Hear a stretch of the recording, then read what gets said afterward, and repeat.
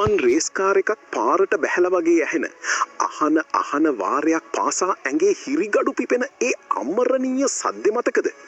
ලංකාවේ බයික් කලාවට පිස්සු වැටුණු කොල්ලන්ගේ පළවෙනි ආදරය. අදටත් පාරේ යද්දි හැරිලා බලන්න හිතෙන රෝද දෙකේ අමු රස්තියාදුකාරයා. අද ඔටෝමාස්ටර් අපි කතා කරන්නේ ලංකාවේ යකඩ හීනවල අග්‍රගණ්‍යම සලකුණක් වුණු සදාකාලික Honda Hornet 250 ගැන. 1996 අවුරුද්දේ ජපානයේ Honda සමාගම කළේ අමුතුම සෙල්ලමක්. එයාලගේ CBR 250 RR කියන සුපිරි ස්පෝර්ට්ස් බයික් එකේ එන්ජිම ගලවලා ප්ලාස්ටික් කෑලි මොකුත් නැති නේකඩ් චැසි එකට හයි කළා.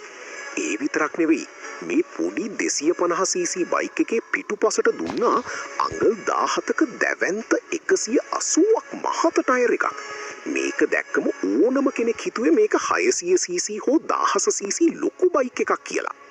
Hornet 250 කියන නම මුළු